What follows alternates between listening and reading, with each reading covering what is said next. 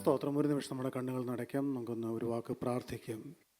സ്തോത്രം, സ്തോത്രം, സ്തോത്രം. ഞങ്ങളെ സ്നേഹിക്കുന്ന ഞങ്ങളുടെ ജീവനുള്ള ദൈവമേ, ഞങ്ങളെ അളവ് കൂടാതെ സ്നേഹിക്കുന്ന ഞങ്ങളെ വാഴ്ത്തപ്പെട്ട കർത്താവേ, അവിടുന്ന് ഞങ്ങളെ സ്നേഹിക്കുന്നു എന്ന് എന്നും അവിടുത്തെ തിരുസാന്നിധ്യം അടിയങ്ങൾക്ക് ദാനമായി തന്ന് ഞങ്ങൾക്ക് അടയാളങ്ങൾ തരുന്ന ജീവനുള്ള കർത്താവേ, അവിടുത്തെ പരിശുദ്ധമായ സാന്നിധ്യം ഞങ്ങളുടെ മധ്യത്തിലൂടെ ഒഴുകി നടക്കുന്നതിനാൽ ഞങ്ങൾ നിന്നെ സ്തുതിക്കുന്നു, ഞങ്ങൾ നിന്നെ മഹത്വപ്പെടുത്തുന്നു.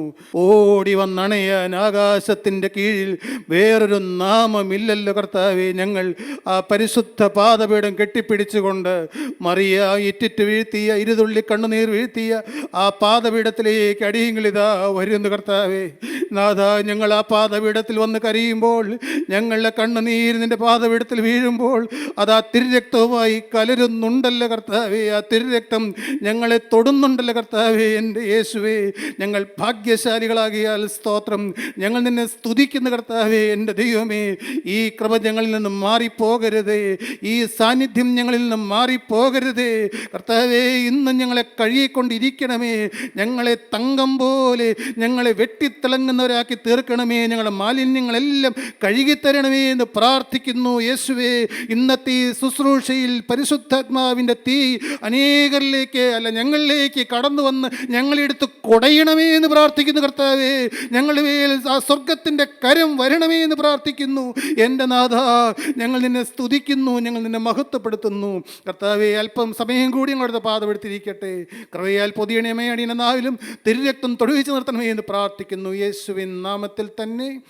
ആമീൻ. സ്തോത്രം, സ്തോത്രം, സ്തോത്രം. അനുഗ്രഹീതമായ നല്ലൊരു ദിവസത്തിനായി ദൈവത്തെ നമുക്ക് സ്തുതിക്കാം.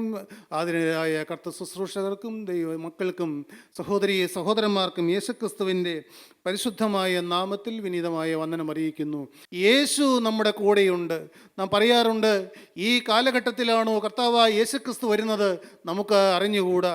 ഇപ്പോൾ കാണുന്നതായ ഈ പ്രകൃതിയുടെ വലിയ ക്ഷോഭങ്ങളെല്ലാം കാണുമ്പോൾ എന്തൊക്കെയോ സംഭവിക്കാൻ പോകുന്നു എന്നെല്ലാം നമ്മളുടെ മനസ്സിൽ ചില ചാഞ്ചാട്ടങ്ങൾ വരും. പക്ഷേ നാം ക്രിസ്തുവിൽ ഉറയ്ക്കണം. നാം അല്പം പോലും ഭയപ്പെടേണ്ട കാര്യമില്ല. ഭയപ്പെടേണ്ട ഒരേ ഒരു കാര്യം മാത്രമുണ്ട്. നാം ഇപ്പോൾ ഒരു കൂട്ടായ്മയിൽ പറയുകയാണെന്ന് വിചാരിക്കുക, കർത്താവായ യേശുക്രിസ്തു വീണ്ടും വരാറായി, നമ്മുടെ തലമുറയിൽ തന്നെ വീണ്ടും വരും, അല്ല ഏത് സമയത്തും എന്തും സംഭവിക്കാമെന്നെല്ലാം പറയുമ്പോൾ നമ്മുടെ ഉള്ളിൽ പെട്ടെന്ന് വരുന്നതായ ഒരു ചിന്ത എന്താണ്? ഏതായാലും ഞാൻ ദൈവരാജ്യത്തിൽ പോകും, എനിക്ക് യാതൊരു കുഴപ്പവുമില്ല. കാരണം ഞാനൊരു കൂട്ടായ്മയിൽ വരുന്നുണ്ട്, ഒരു ദൈവവചനം കേൾക്കുന്നുണ്ട്, എനിക്ക് ഒരു മാനസാന്തരം എല്ലാം കിട്ടിയിട്ടുണ്ട്, ഞാൻ ദൈവരാജ്യത്തിൽ പോകും എന്നൊരു ചിന്ത. ഇതെല്ലാം മറ്റുള്ള അനേക മനുഷ്യർ, കോടാനുകോടി മനുഷ്യർ, ഇടങ്കയും വലങ്കയും തിരിച്ചറിയാത്ത അനേകം മനുഷ്യർ, അവരുടെ സ്ഥിതി എന്താകും എന്നാണ് നമ്മുടെ ഉള്ളം പലപ്പോഴും പറയുന്നത്. ഒരിക്കലും നമ്മുടെ മനസ്സ് നമ്മെ വഞ്ചിക്കാൻ ഇടവരരുത്. നിങ്ങളെ തന്നെ വഞ്ചിക്കരുത് എന്ന് അപ്പോസ്തലനായ പൗലോസ് പല ഭാഗത്ത് എടുത്തെടുത്ത് പറഞ്ഞിട്ടുണ്ട്. കാരണം ഒരു ലാഘവ മനോഭാവം, ഇപ്പോൾ ഒരിക്കൽ രക്ഷിക്കപ്പെട്ടു, യേശുക്രിസ്തുവിനെ കർത്താവായി സ്വീകരിച്ചു, ഇനി കുഴപ്പമൊന്നുമില്ല എന്ന് ചിന്തിക്കുന്ന ഒരു മനോഭാവം നമ്മളിൽ ഒരിക്കലും വരരുത്. ഇപ്പോൾ ഞാൻ പറയുകയാണെങ്കിൽ, ഞാൻ ഒരു നായർ കുടുംബത്തിൽ ജനിച്ചു. ഞാൻ വളരെ പാരമ്പര്യമുള്ള ആഭിചാരങ്ങളും അന്ധകാരങ്ങളും എല്ലാ ശാപങ്ങളുമുള്ള ഒരു നായർ കുടുംബത്തിലാണ് ഞാൻ ജനിച്ചത്.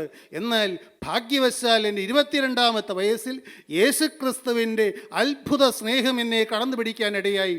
ഒരിക്കൽ പോലും ഈ ബൈബിൾ വായിക്കുന്നതിന് മുമ്പ്, ഒരു സുവിശേഷം കേൾക്കുന്നതിന് മുമ്പ്, എൻ്റെ ജീവിതത്തിൽ ഒരിക്കൽ യേശുക്രിസ്തുവിൻ്റെ നാമം കേട്ടപ്പോൾ ഞാൻ ഇന്നും പറയാറുള്ളത് പോലെ ഇവിടെ ഇരിക്കുന്ന എൻ്റെ 2 സഹോദരിമാരെ വീടിൻ്റെ ഒരു മൂലയിൽ മാറ്റി നിർത്തിയിട്ട് അനേകം ചാർച്ചക്കാരും സാമുദായിക നേതാക്കന്മാരും വന്നിട്ട് എന്നോട് ചോദിച്ചു, നീ എന്തു മറുപടി പറയുന്നു, എന്താണ് നിൻ്റെ തീരുമാനമെന്ന്. പ്രിയരെ, മുറുക്കി ചുമപ്പിച്ച പല്ലും ബീഡി വലിച്ചു പൊള്ളിയ ചുണ്ടും പാറിപ്പറന്ന മുടിയുമുള്ള ഞാൻ അവരുടെ മുഖത്തേക്ക് നോക്കി, എൻ്റെ പെങ്ങന്മാരുടെ മുഖത്തേക്ക് നോക്കിയിട്ട് ഞാൻ അറിയാതെ ഇപ്രകാരം പറഞ്ഞു, ഇവർ പോകുന്ന അതേ വഴിക്ക് പോകാൻ തന്നെയാണ് എൻ്റെയും തീരുമാനമെന്ന്.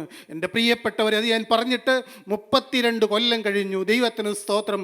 32 കൊല്ലം കഴിഞ്ഞിട്ടും എൻ്റെ ഉള്ളത്തിൽ ആ സ്നേഹം കുറയാതെ കുറഞ്ഞിട്ടില്ല എന്നോ അതിന് താഴ്ച പറ്റിയിട്ടില്ല എന്നോ വീഴ്ച പറ്റിയിട്ടില്ല എന്നോ ഞാൻ പറയുന്നില്ല. പക്ഷേ ഓരോ പ്രാവശ്യവും കടന്നു വരുമ്പോൾ ആ ദൈവസ്നേഹം നമ്മെ തൊട്ട് ഉണർത്തുകയാണ്, നമ്മുടെ ഉള്ളത്തെ ഉണർത്തുകയാണ്. ഞാൻ ഇവിടെ ഇരുന്നപ്പോൾ ഓർത്തു, എൻ്റെ കണ്ണ് നിറഞ്ഞു വരുന്നു. എന്തൊരു ഭാഗ്യം എൻ്റെ കർത്താവേ. നിങ്ങൾ ഓരോരുത്തരും ആഗ്രഹിക്കണം, എൻ്റെ യേശുവിൻ്റെ സ്നേഹം ഹൃദയത്തിൽ വരുമ്പോൾ എൻ്റെ കണ്ണുകളൊന്ന് നിറഞ്ഞു വരണമേ, എൻ്റെ ഹൃദയമൊന്ന് വിങ്ങി വരണമേ. കർത്താവേ, ഇന്ന് ഈ പകൽക്കാലം നിങ്ങളുടെ ജീവിതത്തിൽ വന്ന ഏതെങ്കിലും ഒരു പാപം ഉണ്ടെങ്കിൽ കർത്താവേ, ഇന്ന് മാനസാന്തരപ്പെട്ട്, ഇപ്പം ഞാൻ പറയുകയാണെങ്കിൽ ചീട്ടുകളി വിട്ട്, അല്ലെങ്കിൽ എൻ്റെ പെങ്ങളെ തല്ലിയത് വിട്ട്, എന്തെല്ലാം കാട്ടിക്കൂട്ടിയ മനുഷ്യനാണ് ഞാൻ. എന്നാൽ അതെല്ലാം ഞാൻ വിട്ടു. ശരിയാണ്. ഒരാൾ എന്നോട് വേറൊരാളുടെ പേര് പറഞ്ഞു. ആ പേര് കേട്ടപ്പോൾ പെട്ടെന്ന് എൻ്റെ ഉള്ളിൽ ഒരു കൊള്ളിയാൻ മിന്നുന്നത് പോലെ ഞാൻ എൻ്റെ ഉള്ളിൽ ചിന്തിച്ചു, 1.5 കൊല്ലം ആ വ്യക്തിക്ക് വേണ്ടി ഒരു ലാഭേച്ഛ പോലും ഇല്ലാതെ 1.5 കൊല്ലം ഞാൻ ഒരു കാര്യം ചെയ്തു കൊടുത്തതാണ്. പക്ഷേ എൻ്റെ ഒരു കാര്യം വന്നപ്പോൾ ഒന്നും ചെയ്തില്ലല്ലോ എന്നുള്ളതായ ഒരു സങ്കടം എൻ്റെ ഉള്ളിൽ ഉണ്ടായിരുന്നത് ഇന്ന് ഉച്ചയ്ക്ക് ആ വ്യക്തിയെക്കുറിച്ച് കേട്ടപ്പോൾ പയ്യെ ഒന്ന് പൊങ്ങി വന്നു. എന്തുണ്ടായി എന്നറിയാമോ പ്രിയപ്പെട്ടവരെ? ദൈവസ്നേഹത്തിൻ്റെ സാന്നിധ്യം മാറിപ്പോയി, ദൈവകൃപ മാറിപ്പോകുന്നത് പോലെ. ഞാനപ്പോൾ വീട്ടിലായിരുന്നു. ഞാൻ ഓടിപ്പോയി എൻ്റെ പ്രാർത്ഥനാമുറിയിൽ മുട്ടിന്മേൽ ഇരുന്നു കൊണ്ട് ബൈബിൾ മുൻപിൽ വെച്ചുകൊണ്ട് ഞാൻ ഉള്ളം തകർന്ന് പ്രാർത്ഥിച്ചു, കർത്താവേ, അതിൽ ഞാൻ സന്തോഷിക്കും, ആ വ്യക്തിക്ക് വേണ്ടി ഞാൻ പ്രാർത്ഥിക്കും, ആ കുടുംബത്തിന് വേണ്ടി ഞാൻ പ്രാർത്ഥിക്കുന്നു. കർത്താവേ, എല്ലാ നന്മകളാലും അനുഗ്രഹിക്കണമേ. ഇനി ഒരിക്കൽ പോലും അങ്ങനെയൊരു ചിന്ത എൻ്റെ ഹൃദയത്തിൽ വരാൻ ഞാൻ ഇടം കൊടുക്കുകയില്ല എന്ന് വ്യക്തമായി തീരുമാനം പറഞ്ഞപ്പോൾ വീണ്ടും ഇതാ ദൈവകൃപ മടങ്ങി വരുന്നു. എൻ്റെ പ്രിയപ്പെട്ടവരെ, ദൈവത്തിന് സ്തോത്രം. ഞാൻ പറഞ്ഞു വന്നത് എന്താണ്? ഒരിക്കൽ രക്ഷിക്കപ്പെട്ടു, ഒരിക്കൽ മാനസാന്തരപ്പെട്ടു, അല്ലെങ്കിൽ ഒരിക്കൽ സ്നാനപ്പെട്ടു. എൻ്റെ പ്രിയപ്പെട്ടവരെ, അങ്ങനെയൊന്നും ഒരു ലാഘവത്വമൊന്നും ആർക്കും വേണ്ട. കാരണം ജീവനുള്ള ദൈവം അവൻ ആരാണ്? ഞാൻ ഇരിക്കുന്നതും എഴുന്നേൽക്കുന്നതും കാണുന്ന ദൈവം, എൻ്റെ നിരൂപണം ദൂരത്തു നിന്ന് ഗ്രഹിക്കുന്ന ദൈവം. നീ അറിയാതെ ഒരു വാക്കും എൻ്റെ നാവിന്മേൽ ഇല്ല എന്ന് ദാവീദ് പറഞ്ഞതുപോലെ എല്ലാം അറിയുന്ന ദൈവം അവൻ. നിന്റെ കൈ എൻ്റെ മേൽ വച്ചിരിക്കുന്നു. ഈ പരിജ്ഞാനം എനിക്ക് അത്യത്ഭുതകരമാകുന്നു. എൻ്റെ ജീവിതത്തിൽ ഏതെങ്കിലും ഒരു മനോഭാവത്തിൽ പോലും ഒരു പാപം വരുമ്പോൾ അത് കണ്ടുവച്ച് ചൂണ്ടിക്കാണിച്ചു തരുന്ന ഒരു ദൈവത്തെ ഭയപ്പെട്ടുകൊണ്ട് നമ്മുടെ ജീവിതകാലം അന്ത്യത്തോളം കൊണ്ടുപോകാൻ നാം ഈ കാലങ്ങളിൽ ദൈവവചനം പറയുന്നത് പോലെ മുഖപക്ഷം കൂടാതെ ബാക്കി ഓരോരുത്തനെ അവനവൻ്റെ പ്രവൃത്തിക്ക് തക്കവണ്ണം ന്യായം വിധിക്കുന്നവനെ നിങ്ങൾ പിതാവെന്ന് വിളിക്കുന്നുവെങ്കിൽ നിങ്ങളുടെ പ്രവാസകാലം ഭയത്തോടെ കഴിപ്പീൻ. നാം സുറിയാനി സഭയിലുള്ളവർ അല്ല, കർത്തൃപ്രാർത്ഥന ചൊല്ലുമ്പോൾ സ്വർഗസ്ഥനായ ഞങ്ങളുടെ പിതാവേ എന്ന് പ്രാർത്ഥിക്കുന്നു. ആ സ്വർഗസ്ഥനായ പിതാവിനെ, ജീവനുള്ള ദൈവത്തെ അപ്പാ എന്ന് ഞാനും വിളിക്കുന്നു, നാം ഓരോരുത്തരും വിളിക്കുന്നു. അവനെ നാം പിതാവേ എന്ന് വിളിക്കുന്നുവെങ്കിൽ നമ്മുടെ പ്രവാസകാലം ഭയത്തോടെ കഴിച്ചുകൊള്ളുക. ഒരു കാരണവശാലും ഒരു മനുഷ്യരിലേക്ക് ആശ്രയം പോകരുത്. മനുഷ്യരിൽ ആശ്രയമോ വേണ്ട. ഇനി നിശ്ചയമായി പ്രിയരെ, ഈ ഗ്ലോബൽ ഗോസ്പൽ ഫെലോഷിപ്പ് തുടങ്ങിയപ്പോൾ നമുക്ക് വ്യക്തമായ ഒരു കാഴ്ചപ്പാട് ദൈവം തന്നു. എന്താണ്? ഒരു മനുഷ്യരിൽ നാം ആശ്രയിക്കുകയില്ല, ഒരു വ്യക്തിയിൽ നാം ആശ്രയിക്കുകയില്ല. പ്രാർത്ഥിക്കുമ്പോൾ 14 പേരടങ്ങിയതായ ഇന്നർ ഫെലോഷിപ്പിൽ ഏതെങ്കിലും ഒരു ദൈവത്തിൽ പ്രാർത്ഥിക്കുന്നു. എൻ്റെ ദൈവത്തിന് സ്തോത്രം. അപ്പോൾ പ്രാർത്ഥനകൾ കേൾക്കുന്ന ദൈവത്തിൻ്റെ കൃപാവരങ്ങൾ വ്യാപരിച്ചുകൊണ്ട് ആ വ്യക്തിക്ക് വേണ്ടി ദൈവം ജീവിക്കുന്നു എന്നും യേശുക്രിസ്തു പ്രവർത്തിക്കുന്നു എന്നും അടയാളം കിട്ടുന്നതിന് വേണ്ടി കർത്താവ് ഇറങ്ങി നിന്ന് പ്രവർത്തിക്കുന്നു. മഹത്വം കർത്താവിന് മാത്രം. അതുകൊണ്ട് നമ്മുടെ ലീഫ്ലെറ്റിലും നമ്മുടെ പ്രസംഗത്തിലും വ്യക്തമായി പറയുന്നു, വിശ്വാസത്തിൻ്റെ നായകനും പൂർത്തി വരുത്തുന്നതിനുമായ യേശുവിനെ നോക്കുക. ദൈവത്തിന് സ്തോത്രം. യേശുക്രിസ്തുവിനെ മാത്രം നോക്കുക. അപ്പോസ്തലനായ പത്രോസ് അന്ന് മഹാപുരോഹിതന്മാരെല്ലാം വിളിച്ചു വിസ്തരിച്ചു കഴിഞ്ഞപ്പോൾ പത്രോസ് ലീഗ ഒരു പ്രസംഗം നടത്തി. അപ്പോസ്തല പ്രവൃത്തികൾ 4:12 എന്താണ് പറഞ്ഞത്? മറ്റൊരുത്തരിലും രക്ഷയില്ല, നാം രക്ഷിക്കപ്പെടുവാൻ ആകാശത്തിൻ്റെ കീഴിൽ നൽകപ്പെട്ട വേറെ ഒരു നാമവുമില്ല. പ്രിയപ്പെട്ടവരെ, ദൈവത്തിന് സ്തോത്രം. ശരിയാണ്, നമ്മെ ക്രിസ്തുവിലേക്ക് നടത്തിയവരുണ്ടാകും, വചനം തന്നവരുണ്ടാകും, നാം നിൽക്കുന്ന സഭയുടെ ആചാരാനുഷ്ഠാനങ്ങൾ ചെയ്തിട്ടുണ്ടാകും. എന്നാൽ ഇതിലൊന്നും ഒരിക്കലും രക്ഷയില്ല, പ്രവൃത്തികളിൽ രക്ഷയില്ല. ഞാൻ ഓർക്കുന്നു, എൻ്റെ 22-ാമത്തെ വയസ്സിൽ യേശുക്രിസ്തുവിനെ അറിഞ്ഞു കഴിഞ്ഞപ്പോൾ എന്നിൽ നിന്ന് പാപങ്ങൾ തെറിച്ച് പോയത്. എൻ്റെ പ്രിയപ്പെട്ടവരെ, ദൈവത്തിൻ്റെ പരിശുദ്ധാത്മാവിൻ്റെ ശക്തിയല്ലേ. ദൈവത്തിന് സ്തോത്രം. എൻ്റെ അച്ഛൻ മരിച്ചു കിടക്കുമ്പോൾ ഒരു തുള്ളി കണ്ണുനീരില്ലാത്ത ഞാൻ യേശുക്രിസ്തുവിന് വചനം കേട്ടപ്പോൾ എൻ്റെ ഹൃദയം പൊട്ടിത്തകർന്ന് ഞാൻ കരഞ്ഞത് ദൈവത്തിൻ്റെ പരിശുദ്ധാത്മാവിൻ്റെ പ്രവൃത്തിയല്ലേ. എൻ്റെ പ്രിയരെ, പരിശുദ്ധാത്മാവിൻ്റെ വചനം കേൾക്കുന്നത് കൊണ്ടല്ലേ ഇന്നും നമുക്ക് കണ്ണുനീര് കിട്ടുന്നത്, ഇന്നും നമുക്ക് കുറ്റബോധം കിട്ടുന്നത്. ദൈവത്തിന് സ്തോത്രം. അതൊരിക്കലും നമ്മുടെ ജീവിതത്തിൽ നിന്ന് മാറിപ്പോകാൻ ഇടവരരുത്. സ്തോത്രം. സിയോൻ യാത്രയിൽ നമുക്ക് ഭയമൊന്നും വേണ്ട. പ്രിയരെ, മനുഷ്യരുടെ കൈകൾ മാറും, മനുഷ്യരുടെ മുഖം മാറും. നമ്മെ സ്നേഹിക്കുകയും കരുതുകയും ചെയ്യുമെന്ന് പ്രതീക്ഷിക്കുന്നവരുടെ കൈകൾ പിൻവലിക്കുമ്പോൾ ഒരു കാര്യം ഒരിക്കലും മാറില്ല. അത് അബ്രഹാമിൻ്റെ ദൈവമാണ്, ഇസ്ഹാക്കിൻ്റെ ദൈവമാണ്, യാക്കോബിൻ്റെ ദൈവമാണ്. നമ്മുടെ വിഷയത്തിലേക്ക് നാം വന്നു. നാം ചിന്തിച്ചു കൊണ്ടിരുന്നത് യാക്കോബിനെ കുറിച്ചാണ്. പ്രിയപ്പെട്ടവരെ, അബ്രഹാമിൻ്റെ ദൈവം, ഇസ്ഹാക്കിൻ്റെ ദൈവം, യാക്കോബിൻ്റെ ദൈവം. ദൈവം തിരുവചനത്തിൽ പലപ്പോഴും ദൈവത്തെ പരിചയപ്പെടുത്തുന്നത് അങ്ങനെയാണ്. അങ്ങനെയാണെങ്കിൽ നമ്മുടെ മക്കൾ പറയണം എൻ്റെ അപ്പൻ്റെ ദൈവമെന്ന്, എൻ്റെ അമ്മയുടെ ദൈവമെന്ന്. അല്ല, എൻ്റെ ദൈവമെന്ന് പറയത്തക്കവണ്ണം നമുക്ക് ഒരു അഡ്രസ്സ് നാം പ്രാപിച്ചെടുത്തേ പറ്റൂ. ദൈവം പല ഭാഗങ്ങളിൽ പറഞ്ഞു, ഞാൻ യാക്കോബിൻ്റെ ദൈവമാണ് എന്ന്. യാക്കോബിൻ്റെ ദൈവം സൂത്രശാലിയും കൗശലക്കാരനും ജീവിതത്തിൽ ഒരു സാധാരണ മനുഷ്യനെ പോലെ എല്ലാ നിലയിലേക്കും താണുപോയ യാക്കോബിനെ പിൽക്കാലത്ത് ദൈവം പരിചയപ്പെടുത്തുന്നത് ഞാൻ യാക്കോബിൻ ദൈവം എന്നാണ്.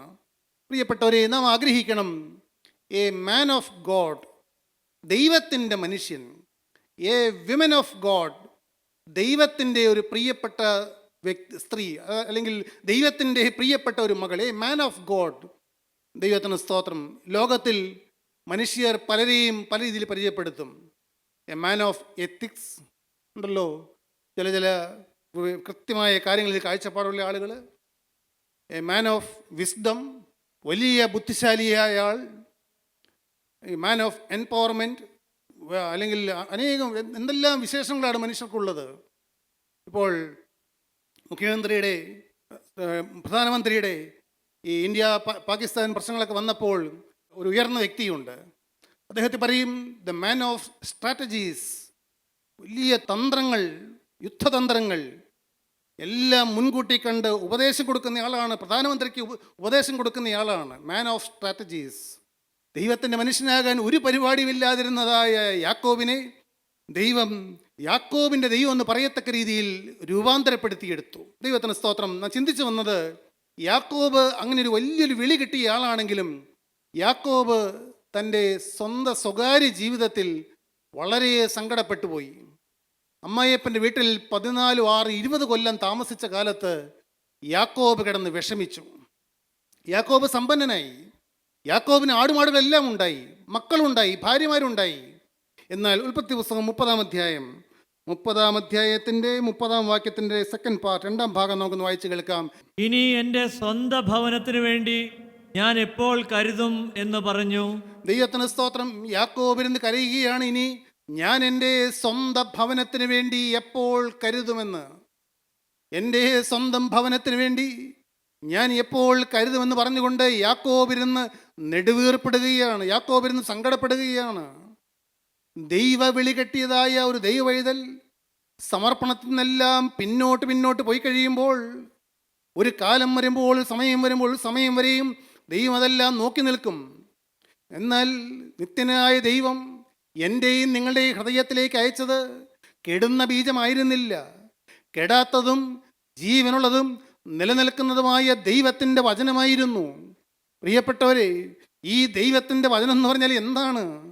അത് സ്വർഗത്തിൽ നിക്ഷേപിച്ചിരിക്കുന്ന, സ്വർഗീയ കാര്യാലോചന സഭയിൽ നിക്ഷേപിച്ചിരിക്കുന്ന, ആ 10,000 ഉണ്ടെങ്കിലും 10 പേരുണ്ടെങ്കിലും ഏതെങ്കിലും ഒരു വ്യക്തിയെ മാത്രം നോക്കി വരുന്നതായ, സ്വർഗമയക്കുന്നതായ ദൈവത്തിൻ്റെ വചനം ഒരു മനുഷ്യ ഹൃദയത്തിലേക്ക് കടന്നു വരുമ്പോൾ അവിടെ വീണ്ടും ജനനം സംഭവിക്കുന്നു.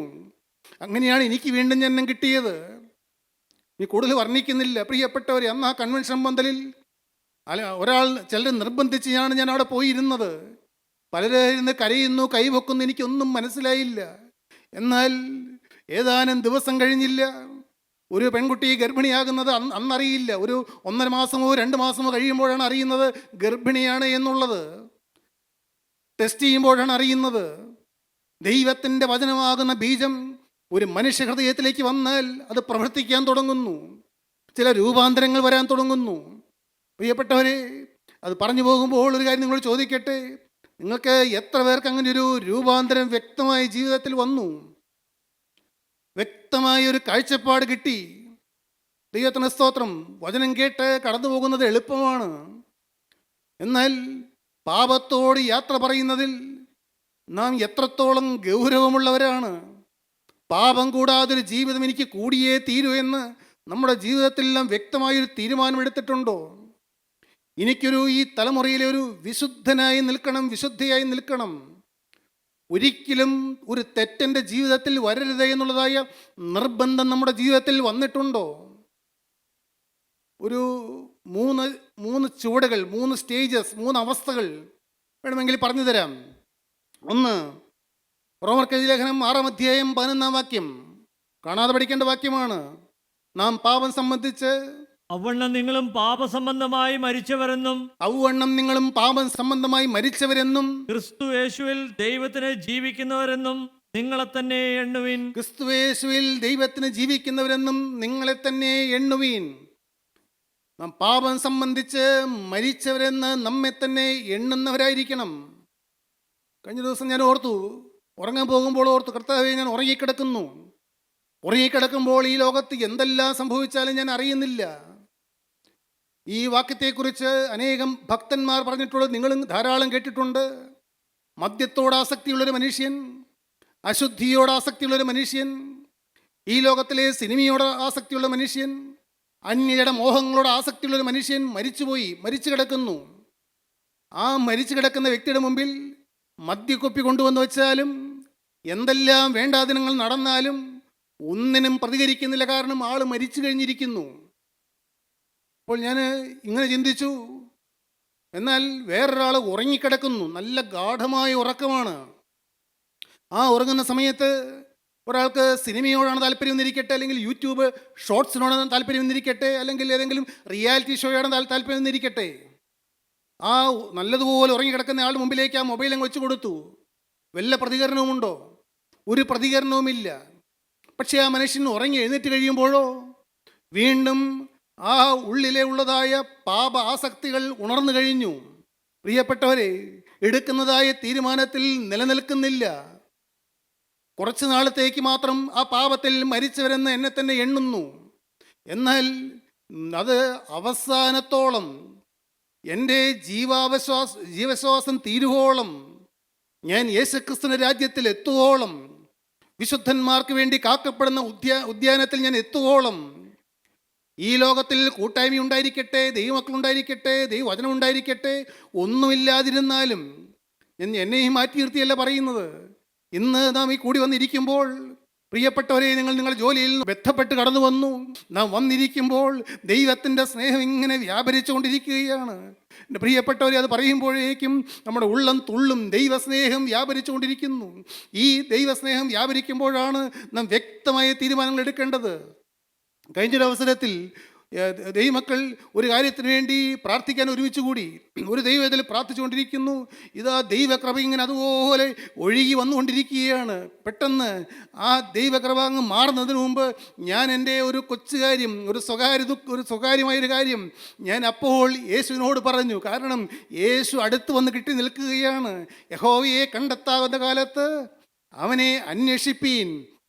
യഹോവയെ കണ്ടെത്താകുന്നൊരു കാലമുണ്ട്. ദൈവം അടുത്ത് വരുന്ന സമയങ്ങളുണ്ട്. നാം ഇപ്പോൾ കൂടി വന്നിരിക്കുമ്പോൾ യേശു അടുത്ത് വന്ന് നിൽക്കുകയാണ്, തൊട്ടടുത്ത് വന്ന് നിൽക്കുകയാണ്. ഈ സമയം അത്രയും വ്യാപരിച്ചു കൊണ്ടിരുന്നു. എൻ്റെ കർത്താവേ, നീ എൻ്റെ അരികിൽ നിന്ന് മാറുന്നതിന് മുമ്പ് എൻ്റെ നാഥ, എനിക്കിങ്ങനെ ജീവിച്ചാൽ പോരാ. എൻ്റെ പ്രിയപ്പെട്ടവരെ, എന്താണ് പ്രശ്നം എന്നറിയാമോ? നമുക്ക് വ്യക്തമായ വ്യക്തമായ ഒരു സമർപ്പണം ചിന്ത വന്നിട്ടില്ല. ഒരു കാരണവശാലും ഒരു പാപം എൻ്റെ ജീവിതത്തിൽ വരില്ല. ഇന്ന് വരെ, ഇപ്പോൾ എനിക്കറിയാം, എൻ്റെ ഈ 54 വയസ്സ് വരെ ഞാൻ ഏതെല്ലാം പാപങ്ങളിൽ, ഏതെല്ലാം താല്പര്യങ്ങൾ, ഏതെല്ലാം മനോഭാവങ്ങൾ, എൻ്റെ പ്രകൃതങ്ങൾ എന്തെല്ലാം ഉണ്ടെന്ന് എനിക്കറിയാം. പ്രിയപ്പെട്ടവരെ, ഒരു പരിധിവരെ എനിക്കറിയാം. അതെല്ലാം ദൈവകൃപ വ്യാപരിച്ചു കൊണ്ടിരിക്കുമ്പോൾ ഞാനും പറയണം, യേശുവേ, ഇതിനെല്ലാം പൂർണ്ണമായി ഒന്ന് മരിച്ചിട്ട് ഈ പാപമെല്ലാം എന്നിൽ നിന്ന് പോയി കിട്ടിയിട്ട് ഒരു പാപത്തിന് പോലും പ്രതികരിക്കാത്തൊരു മനോഭാവം, ഒരു ഹൃദയം എനിക്ക് കിട്ടിയിട്ടല്ലാതെ ഈ ഭൂമിയിൽ നിന്ന് കടന്നു പോകാൻ ഇടവരല്ലേ. പ്രിയപ്പെട്ടവരെ, അങ്ങനെ ഒരു പ്രകൃതം വന്നാൽ മാത്രമേ ശുശ്രൂഷയിൽ പ്രയോജനമുള്ളൂ. നിങ്ങൾ അനേകരെ ആവശ്യക്കാരായി പല പ്രാർത്ഥനാ വിഷയങ്ങളുമായി വന്നിരിക്കുന്നു. ഇതെന്തൊക്കെയാണ് ഈ പറയുന്നത് നിങ്ങൾ ചിന്തിക്കരുത്. കാരണം കർത്താവിൻ്റെ കരം ഒരു മനുഷ്യൻ്റെ നേരെ വരണമെങ്കിൽ അവിടെ പാപമുണ്ടായിരിക്കരുത്. അതുകൊണ്ടാണ് നാം പാപം മാറിയൊരു ജീവിതത്തിന് ഇത്ര ഊന്നൽ കൊടുക്കുന്നത്. ഒരു മനുഷ്യൻ്റെ നേരെ കർത്താവ് നോക്കുമ്പോൾ കർത്താവ് വേദനിക്കുന്ന ഏതെങ്കിലും പാപം നിങ്ങളുടെ രക്തത്തിലോ, നിങ്ങളുടെ വിചാരത്തിലോ, നിങ്ങളുടെ സ്വപ്നമണ്ഡലങ്ങളിലോ, നിങ്ങളുടെ കണ്ണുകളിലോ, നിങ്ങളുടെ കാതുകളിലോ, നിങ്ങളുടെ വികാരത്തിലൂടെയോ, നിങ്ങളുടെ ശരീരത്തിലൂടെയോ, നിങ്ങളുടെ പേഴ്സിലൂടെയോ, നിങ്ങളുടെ മനോഭാവങ്ങളിലൂടെയോ, നിങ്ങളുടെ ഓഫീസിലൂടെയോ, നിങ്ങളുടെ വീട്ടിലെ ഏതെങ്കിലും മുറികളിലൂടെയോ, നിങ്ങളുടെ നോട്ടത്തിലൂടെയോ, സംസാരത്തിലൂടെയോ വ്യാപരിക്കുന്നുണ്ടെങ്കിൽ യേശുക്രിസ്തുവിൻ്റെ വിശുദ്ധിയുള്ള ആണിപ്പാടുള്ള, തേജസ്സുള്ള ആണിപ്പാടുള്ള ആ തിരുരക്തം പുരണ്ട കരം നമ്മുടെ മേൽ വയ്ക്കുവാൻ കർത്താവിന് കഴിയില്ല. അത് കഴിയണമെങ്കിൽ പ്രിയപ്പെട്ടവരെ, പാപം മാറിയിരിക്കണം. അതുകൊണ്ട് ക്രിസ്തീയ ജീവിതത്തിൻ്റെ തുടക്കമെന്ന് പറയുന്നത് ക്രിസ്തുയേശുവിൽ പാപസംബന്ധമായി മരിച്ചവരെന്ന് എന്നെ തന്നെ എണ്ണുവാൻ ഇന്നാരെല്ലാം തീരുമാനിക്കുന്നുണ്ട്. എൻ്റെ പ്രിയപ്പെട്ടവരെ, കാലങ്ങൾ പോയിക്കൊണ്ടിരിക്കുന്നു, വെള്ളിയാഴ്ച യോഗങ്ങൾ പോയിക്കൊണ്ടിരിക്കുന്നു, ഞാനും പ്രസംഗങ്ങൾ പറഞ്ഞുകൊണ്ടിരിക്കുന്നു. എൻ്റെ യേശുവേ, എൻ്റെ കർത്താവേ, ഈ ഇരിക്കുന്ന ഈ കൂട്ടത്തിൽ നിന്ന് ഞാനൊന്ന് എഴുന്നേറ്റ് യേശുവിൻ്റെ നാമത്തിൽ, എൻ്റെ കർത്താവേ, ഞാൻ ആയിരിക്കുന്ന സ്ഥലത്ത് കത്തിജ്വലിക്കുന്ന ഒരു പ്രകാശം പോലെ അന്ന് മോശ സീനായി പർവ്വതത്തിൽ ഇറങ്ങി വന്നപ്പോൾ അവൻ്റെ മുഖത്തേക്ക് നോക്കുവാൻ ദൈവജനം ഭയപ്പെട്ടതുപോലെ, പ്രിയപ്പെട്ട സഹോദരി, നിന്റെ മുഖത്തേക്ക് നോക്കുവാൻ ആരെങ്കിലും ഭയപ്പെടുന്നുണ്ടോ? പ്രിയപ്പെട്ട സഹോദര, പ്രിയപ്പെട്ട മിസ്റ്റർ ഡാനിയേൽ, നിന്റെ മുഖത്തേക്ക് നോക്കുവാൻ ആരെങ്കിലും ഭയപ്പെടുന്നുണ്ടോ? തീരുമാനമെടുക്കൂ. ഇപ്പോൾ തീരുമാനമെടുക്കാതെ ഒരാൾ പോലും മുന്നോട്ട് പോകരുത്. ദൈവത്തിന് സ്തോത്രം. ചോദിക്കട്ടെ, ഈ സമയത്ത് ഇതാ ശുശ്രൂഷ തീരുകയല്ല, നിങ്ങൾക്ക് ഒരവസരം തരികയാണ്. യേശുക്രിസ്തു ഇതാ അരികിൽ വന്ന് നിൽക്കുന്നു. എൻ്റെ പ്രിയപ്പെട്ടവരെ, യേശു ഇതാ നിങ്ങളുടെ കയ്യിൽ വേണമെങ്കിൽ കർത്താവ് ആണിയടിച്ചു തരും, നിങ്ങളുടെ നാവിൽ ആണിയടിച്ചു തരും, നിങ്ങളുടെ മൊബൈലിൽ ആണിയടിച്ചു തരും, നിങ്ങളുടെ വികാരങ്ങളിൽ ആണിയടിച്ചു തരും. എൻ്റെ യേശുവേ, യേശു നിങ്ങളുടെ മുഖത്തേക്ക് നോക്കുന്നുണ്ട്. മകനെ, നീ ചോദിക്കുന്നത് വാസ്തവമായി നീ ആഗ്രഹിക്കുന്നുണ്ടോ? സഹോദരി, നീ ചോദിക്കുന്നത് വാസ്തവമായി ആഗ്രഹിക്കുന്നുണ്ടോ? ദാനിയേൽ, നീ പ്രസംഗിക്കുന്നത് വാസ്തവമായി ആഗ്രഹിക്കുന്നുണ്ടോ? എൻ്റെ ദൈവത്തിന് സ്തോത്രം. ആ ചോദ്യത്തിൻ്റെ മുമ്പിൽ ഞാൻ ചൂളുന്നു. നിങ്ങൾ ചൂളുന്നുണ്ടോ? യേശുവാണ് അടുക്കൽ വന്ന് നിൽക്കുന്നത്. എൻ്റെ പ്രിയനെ, എൻ്റെ മകളെ, യേശുവിനെ കബളിപ്പിക്കാൻ പറ്റില്ല. ദൈവത്തിന് സ്തോത്രം. നിന്റെ ഭർത്തഗൃഹത്തിലെ പ്രശ്നമൊക്കെ മാറും കേട്ടോ, നിന്റെ ഗർഭപാത്രമൊക്കെ തുറക്കും കേട്ടോ, നിന്റെ മക്കളുടെ കല്യാണമൊക്കെ നടക്കും കേട്ടോ, ഈ രോഗമൊക്കെ മാറും കേട്ടോ, ഈ കാലമൊക്കെ മാറും. എൻ്റെ പ്രിയ മകനെ, പ്രിയ മകളെ, ഒറ്റ കാര്യം ചെയ്താൽ മതി. പാപം എൻ്റെ ജീവിതത്തിൽ ഇനി വേണ്ട എന്ന് വ്യക്തമായൊരു തീരുമാനം. യേശുവേ, ആ പ്രാർത്ഥനയിൽ എൻ്റെ ദൈവത്തിന് സ്തോത്രം. കർത്താവ് കരുണ ചൊരിഞ്ഞ് തൻ്റെ ചങ്കിലെ ചോര ഇങ്ങനെ ഒഴുകി ഒഴുകി വന്ന് എൻ്റെ അരികിൽ വന്ന് നിൽക്കുന്നുണ്ട്. കർത്താവേ, എന്നെ ഒന്ന് കഴുകണമേ. യേശുവേ, ഞാനിതാ സമർപ്പിക്കുന്നു എന്ന് ഞാൻ ദൈവത്തോട് വാക്ക് പറയുകയാണ്. ദൈവത്തിന് സ്തോത്രം. ആരെല്ലാം തീരുമാനം പറയുന്നുണ്ട്. വെറുതെ ഇങ്ങനെ പോകല്ലേ പ്രിയനെ, അന്യനെ മോഹിക്കല്ലേ, അന്യൻ്റെ ഭർത്താവിനെ മോഹിക്കല്ലേ, അന്യൻ്റെ ഭാര്യയെ മോഹിക്കല്ലേ, മറ്റുള്ളതിനെ താല്പര്യപ്പെടല്ലേ, അത്യാഗ്രഹം വരല്ലേ, കള്ളത്തരം വരല്ലേ, വ്യാജം വരല്ലേ, പകയും പിണക്കും അസൂയയോടല്ല യാത്ര പറയൂ. സ്വയത്തിൻ്റെ താല്പര്യങ്ങളോടല്ല യാത്ര പറഞ്ഞ് യേശുവിൻ്റെ കുരിശിൻ ചുവട്ടിൽ ഒരു പുതിയ ജീവിതം ഇന്നാരാരംഭിക്കുന്നുണ്ട്. നിങ്ങളുടെ കണ്ണുകൾ അടഞ്ഞിരിക്കുന്നു, ഞാൻ വിശ്വസിക്കട്ടെ. അങ്ങനെ തീരുമാനം ഉള്ളവരെ, പ്രാർത്ഥിക്കുന്നവർ മാത്രം അവരുടെ കരങ്ങളെ ഒന്ന് ഉയർത്താമോ? എൻ്റെ ദൈവത്തിന് സ്തോത്രം. യേശു ക്രിസ്തുവിന്റെ മുമ്പിൽ കരങ്ങളെ ഒന്ന് ഉയർത്താമോ? വെറുതെ ഉയർത്തരുത്. എൻ്റെ ദൈവത്തിന് സ്തോത്രം. ക്രിസ്തു എന്ന് കരത്തിൽ പിടിക്കുന്നതിന് വേണ്ടി അടുത്ത് വന്ന് നിൽക്കുന്ന സമയമാണ്. യേശുവേ, എൻ്റെ യേശുവേ, ഈ ശുശ്രൂഷയിൽ തീ പകരണമേ, എന്നെ ക്രൂശിക്കണമേ. കർത്താവേ, നാഥാ, ഇന്നു മുതൽ ഞാൻ നിന്റെ വകയാണ്. കരങ്ങൾ താഴ്ത്തിയിടാം. ദൈവത്തിന് സ്തോത്രം. ദൈവത്തിന്റെ വലിയ നാമം മഹത്വപ്പെടട്ടെ. 2 കൊരിന്ത്യർ 7-ാം അധ്യായം 1-ാമത്തെ വാക്യം നമുക്കൊന്ന് വായിച്ചു കേൾക്കാം. 1, പാപം സംബന്ധമായി മരിച്ചവരെന്ന് എണ്ണിക്കൊണ്ട് ജീവിതം തുടങ്ങിയേ പറ്റൂ. പ്രിയപ്പെട്ടവരെ, യാക്കോബ് ആ ഒരു ഘട്ടത്തിലേക്ക് കടക്കുന്നതിന് വേണ്ടി യാക്കോബിനെ ദൈവം ഉണർത്തുകയാണ്. ദൈവത്തിന് സ്തോത്രം.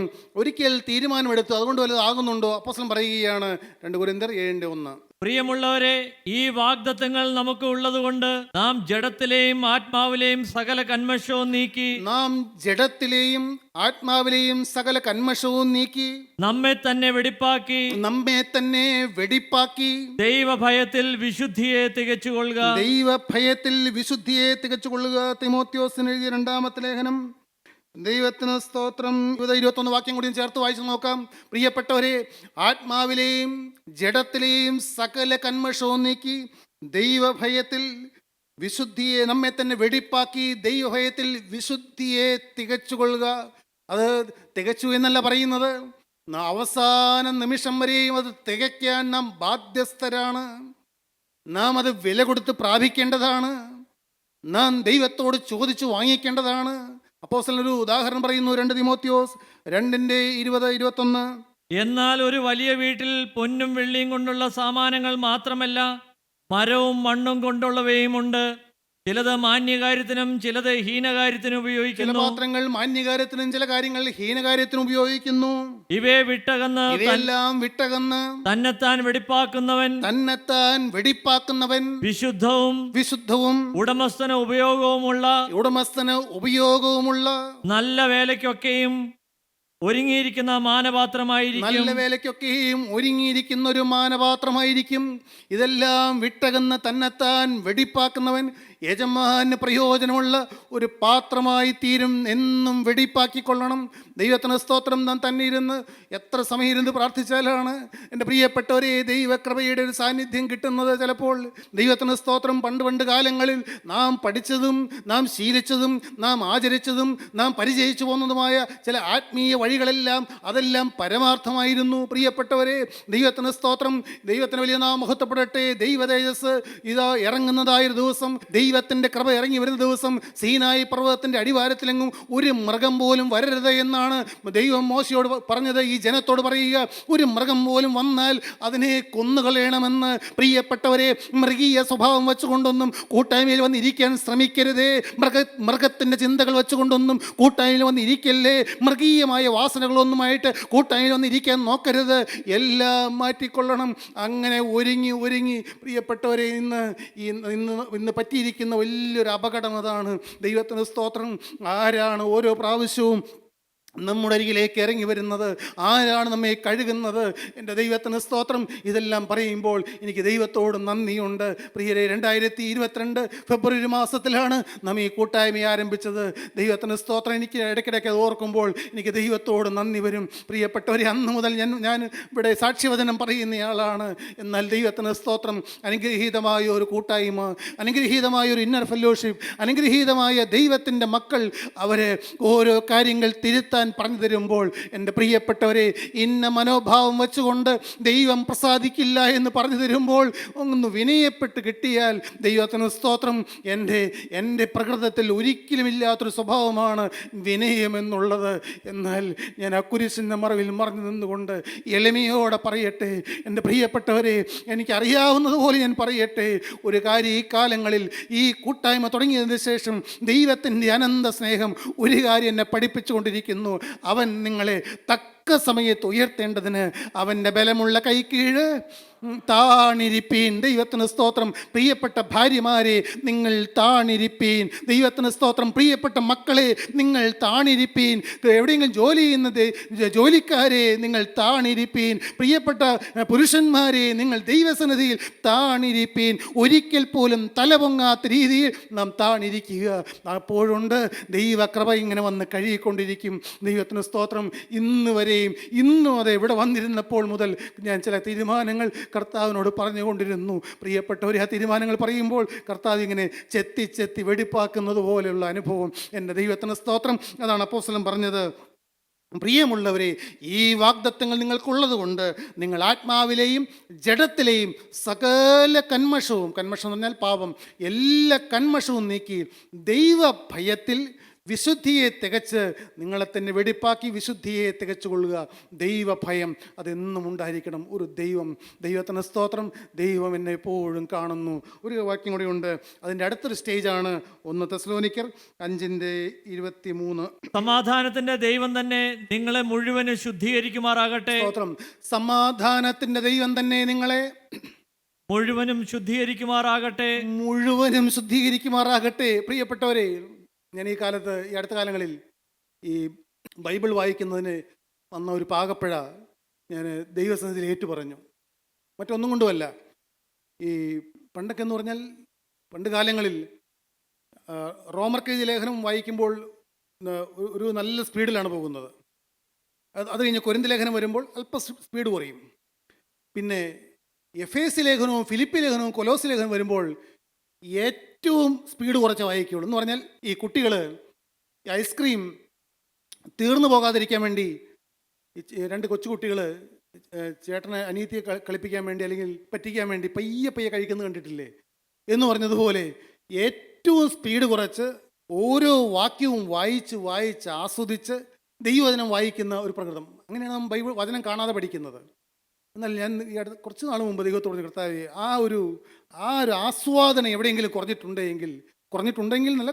കർത്താവേ, അത് മടക്കി തരണമേ എന്ന്. പ്രിയപ്പെട്ടവരെ, ഈ ആസ്വാദനം കുറയും തോറും, ദൈവവചനത്തിലുള്ള ആസ്വാദനം കുറഞ്ഞോ അവിടെ അപ്പോൾ പിശാച് വന്നു തുടങ്ങും.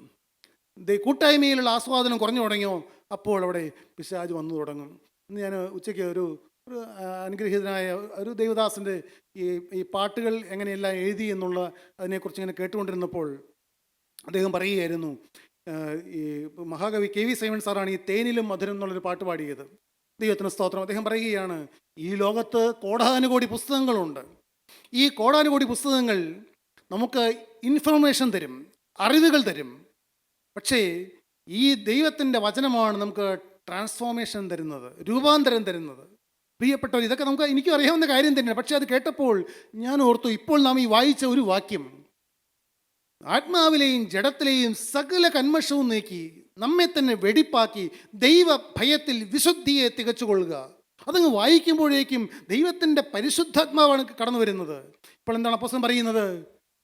ഞാൻ നമ്മെ മുഴുവനും ഒന്നുകൂടി വായിക്കാം. സമാധാനത്തിന്റെ ദൈവം തന്നെ നിങ്ങളെ മുഴുവനും ശുദ്ധീകരിക്കുമാറാകട്ടെ. സമാധാനത്തിൻ്റെ ദൈവം തന്നെ നിങ്ങളെ മുഴുവനും ശുദ്ധീകരിക്കുമാറാകട്ടെ. അന്ന് കർത്താവ് പത്രോസിൻ്റെ കാല് കഴിയപ്പോൾ, അയ്യോ എൻ്റെ കാല് മാത്രമല്ല എന്നെ മുഴുവനും ഒന്ന് കഴുകണമേ എന്ന് പറഞ്ഞു. പ്രിയപ്പെട്ടവരെ, എന്നെ അല്പം മാത്രം ഒന്ന് കഴുകിയാൽ പോരാ, എന്നെ മുഴുവൻ കഴുകണമേ. സമാധാനത്തിൻ്റെ ദൈവം തന്നെ നിങ്ങളെ മുഴുവനും ശുദ്ധീകരിക്കുമാറാകട്ടെ.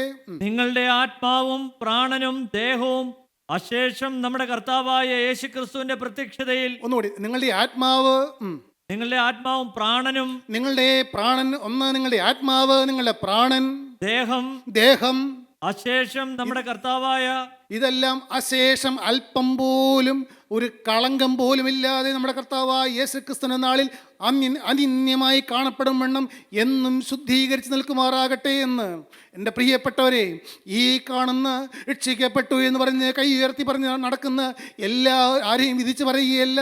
എന്നാൽ ശുദ്ധീകരണത്തിൻ്റെ വഴി അനേകർക്ക് മറഞ്ഞു കിടക്കുന്നു. ഒരു പ്രവൃത്തി ചെയ്തു കഴിഞ്ഞാൽ പിന്നെ പാപം ചെയ്യാനുള്ള ലൈസൻസ് പോലെയാണ് അനേകർക്ക്. എൻ്റെ പ്രിയരെ, രക്ഷിക്കപ്പെട്ടു അല്ലെങ്കിൽ മാനസാന്തരപ്പെട്ടു എന്ന് പറഞ്ഞാൽ പിന്നെ കർത്താവെല്ലാം ക്ഷമിച്ചു കൊടുന്നുള്ളതായ എന്തൊരു ലാഘവത്തോടെ ജീവിക്കുന്ന ആളുകൾ. എൻ്റെ പ്രിയരെ, ഈ അടുത്ത സമയത്ത് ബാംഗ്ലൂരിൽ നിന്ന് അനുഗ്രഹീതനായ ദേവദാസൻ ഞങ്ങളെ 2 പേരെ വിളിച്ചു. അദ്ദേഹം പറഞ്ഞു, അദ്ദേഹം ഒരു നവീകരണ സഭയിൽ നിൽക്കുന്നയാളാണ്. അദ്ദേഹം പറഞ്ഞു, എൻ്റെ സഹോദര, എന്തൊക്കെയാണ് ഈ കാട്ടിക്കൂട്ടുന്നത്? ഞാൻ നിൽക്കുന്ന ഈ നവീകരണ സഭ പോലും വെറും പ്രോസ്പെരിറ്റി ഗോസ്പൽ, സമൃദ്ധിയുടെ സുവിശേഷം പ്രസംഗിക്കുന്നു. വിശുദ്ധിയെ പറ്റി ആരും പറയുന്നില്ല, വിശുദ്ധീകരണത്തെ പറ്റി ആരും പറയുന്നില്ല. യേശുവിൻ്റെ ഛായ പ്രാപിക്കുന്നതിനെക്കുറിച്ച് ആരും പറയുന്നില്ലല്ലോ എന്ന് അദ്ദേഹം സങ്കടത്തോടെ പറയാനിടയായി. എൻ്റെ പ്രിയപ്പെട്ടവരെ, അതുകൊണ്ടാണ് നാം വേറെ യാതൊരു കാര്യത്തിലേക്കും കടക്കാതെ യേശു ക്രിസ്തുവിനെ മാത്രം ചൂണ്ടിക്കാണിച്ചുകൊണ്ട് അവൻ്റെ പ്രത്യക്ഷതയിൽ, എൻ്റെ ദൈവത്തിന് സ്തോത്രം, എൻ്റെ കർത്താവേ, അന്ന് ഞാൻ അവിടെ കടന്നു വരുമ്പോൾ എൻ്റെ ദൈവമേ, ഞാൻ നിന്നെ അറിയുന്നില്ല എന്നുള്ള ശബ്ദം ഒരിക്കലും കേൾക്കാനിട വരരുത്. എൻ്റെ ദൈവത്തിന് സ്തോത്രം. അതുകൊണ്ടാണ് പരിശുദ്ധരായ പൂർവ്വ പുണ്യപിതാക്കന്മാർ പാടി, നീതിയിൽ വിധി ചെയ്യൂ ന്യായാധിപതേ നീ ഏറ്റരുതേ വിധിയിൽ കടമോർത്തിടരുതേ. നീതിയിൽ വിധി ചെയ്യുന്ന ന്യായാധിപതേ, അന്ന് എന്നെ നീ ന്യായം വിധിക്കാൻ ഇടവരരുതേ. ദൈവത്തിന് സ്തോത്രം, എൻ്റെ കർത്താവിന് സ്തോത്രം. പ്രിയപ്പെട്ടവരെ, ഒരു കാര്യം കൂടി പറയണമല്ലോ. പുറപ്പാട് പുസ്തകം 3-ാം അധ്യായത്തിൻ്റെ 5-ാം വാക്യം നമുക്ക് വായിച്ചു കേൾക്കാം. യാക്കോബ് ലാബാന്റെ ഭവനത്തിൽ ഇരിക്കുമ്പോൾ യാക്കോബിനെ ദൈവം ഉണർത്താൻ തുടങ്ങി. ദൈവം ഉണർത്തുന്നതിൻ്റെ ആദ്യ ലക്ഷണമാണ് കണ്ണുനീരെന്ന് പറയുന്നത്. സ്തോത്രം. ഇവിടെ ഇരിക്കുന്ന എത്രയോ സഹോദരീ സഹോദരന്മാർ യാക്കോബിരുന്ന് കരഞ്ഞു, ഞാനിനി എൻ്റെ സ്വന്തം ഭവനത്തിന് വേണ്ടി എപ്പോൾ കരുതുമെന്ന്. അപ്പോൾ യാക്കോബിൻ്റെ ഉള്ളിൽ ദൈവം അനേകം കാര്യങ്ങൾ തിരുത്താൻ മനസ്സിലാക്കി കൊടുത്തു. അതിന് മോശയോട് ദൈവം പറയുന്നൊരു വാക്കാണ് നമ്മൾ ചിന്തിച്ച് അവസാനിപ്പിക്കാൻ നോക്കുന്നത്. പുറപ്പാട് പുസ്തകം 3-ാം അധ്യായം 5-ാം വാക്യം. അപ്പോൾ അവൻ ഇങ്ങോട്ട് അടുക്കരുത്, നീ നിൽക്കുന്ന സ്ഥലം വിശുദ്ധ ഭൂമിയാകിയാൽ കാലിൽ നിന്ന് ചെരുപ്പഴിച്ചു കളക എന്ന് കൽപ്പിച്ചു. നീ നിൽക്കുന്ന സ്ഥലം വിശുദ്ധ ഭൂമിയാകിയാൽ കാലിൽ നിന്ന് ചെരിപ്പഴിച്ച് കളയുക. ഇത് തന്നെ യോശുവയോട് ദൈവം പറഞ്ഞു, നീ ഇങ്ങോട്ടടുക്കരുത്, നീ നിൽക്കുന്ന സ്ഥലം വിശുദ്ധ ഭൂമിയാകിയാൽ കാലിൽ നിന്ന് ചെരിപ്പഴിച്ച് കളയുക. യാക്കോബേ, നിനക്ക് ബേഥേലിലേക്ക് മടങ്ങിപ്പോകണമോ? നിന്നിൽ വിളിച്ച വിളി നിവർത്തിക്കണമോ? നിന്റെ മേൽ ഞാൻ കണ്ടതായ അനുഗ്രഹം വേണമോ? നിനക്ക് ഞാൻ വച്ചിരിക്കുന്ന വാഗ്ദത്തങ്ങൾ വേണമോ? നിന്റെ ഈ ചെരുപ്പിട്ടുകൊണ്ട് നടന്നാലൊന്നും ഒന്നും കിട്ടാൻ പോകുന്നില്ല. കാരണം നീ നിൽക്കുന്ന സ്ഥലം, നീ ചെല്ലാൻ പോകുന്ന സ്ഥലം അത് വിശുദ്ധ ഭൂമിയാണ്, അത് വിശുദ്ധിയുടെ വഴിയാണ്, അത് വിശുദ്ധിയുടെ രാജ്യമാണ്. ക്രിസ്തീയ ജീവിതം വിശുദ്ധി മാത്രമുള്ളതാണ് എൻ്റെ പ്രിയപ്പെട്ടവരെ. അതുകൊണ്ടാണ് നാം ഓരോ കാര്യങ്ങളും, വസ്ത്രധാരണവും പെരുമാറ്റവും സംസാരവും നോട്ടവും ആൺ പെൺ തമ്മിലുള്ളതായി ഇടപെടലും എല്ലാം സൂക്ഷിക്കണമെന്ന് പറയുന്നതിന് കാരണം എന്താണ്? ഒരു മനുഷ്യന് വസ്ത്രം വെന്തുപോകാതെ മടിയിൽ തീ കൊണ്ടുവരാമോ എന്ന് ശലോമോൻ ചോദിച്ചത് എന്തുകൊണ്ടാണ്? ഒരു കാരണവശാലും അഴുക്കിൻ്റെ ഒരു കണിക വെച്ചുകൊണ്ട് ഈ ആത്മീയ ജീവിതം സാധ്യമല്ല. ചില അനുഗ്രഹങ്ങൾ കിട്ടിയെന്ന് വന്നേക്കാം, ചില പ്രാർത്ഥനകൾ ദൈവം കേട്ടു എന്ന് വന്നേക്കാം, പക്ഷേ ആത്യന്തികമായി പ്രിയരെ നമുക്ക് അനുഗ്രഹം കിട്ടുകയില്ല. അത് കിട്ടണമെങ്കിൽ ഈ കാലിൽ നിന്ന് ചെരിപ്പഴിച്ചു മാറ്റാൻ ആർക്കെല്ലാം താല്പര്യമുണ്ട്? ചോദിക്കട്ടെ, ഞാൻ നിങ്ങളോട് ചോദിക്കട്ടെ, ഞാൻ എന്നോടും ചോദിക്കട്ടെ. ഇന്നത്തെ ദിവസം ദൈവത്തിന് സ്തോത്രം, ഈ മെയ് മാസം 30-ാം തീയതി ഇന്ന് വരെ ജീവിച്ചു വന്നതായ അലസതയുടെ ചെരിപ്പ്, അശുദ്ധിയുടെ ചെരിപ്പ്, ലാഘവത്തിൻ്റെ ചെരിപ്പ്, പ്രിയപ്പെട്ടവരെ, ജീവിതത്തിലെ അനേകം വഴികൾ നിങ്ങൾ ആരുടെയും തോളിൽ കൈയിടുന്നു, ആരോടും സംസാരിക്കുന്നു. എന്നാൽ ക്രിസ്തീയ ജീവിതം വേർപാടുള്ള ജീവിതമാണ്. വേറിട്ട് ജീവിച്ചേ പറ്റൂ. വിശ്വാസി അവിശ്വാസിയുമായി ഇണയല്ല, പിണക്കൂടരുതേ. ദൈവത്തിന് സ്തോത്രം.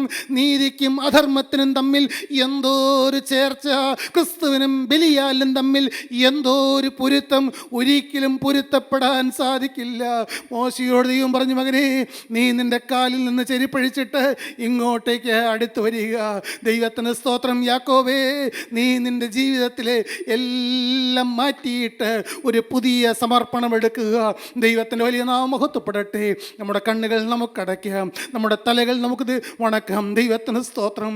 അബ്രഹാമിനെ ഉണർത്തിയവൻ, ഇസ്ഹാക്കിനെ ഉണർത്തിയവൻ, യാക്കോബിനെ വിളിച്ചവൻ, മുൾപ്പടർപ്പിൽ നിന്നുകൊണ്ട് മോശയെ വിളിച്ചിട്ട് നിന്റെ കാലിൽ നിന്ന് ചെരിപ്പഴിച്ച് കളയാൻ അവനോട് ആവശ്യപ്പെട്ട അതേ ദൈവം. ദൈവത്തിന് സ്തോത്രം.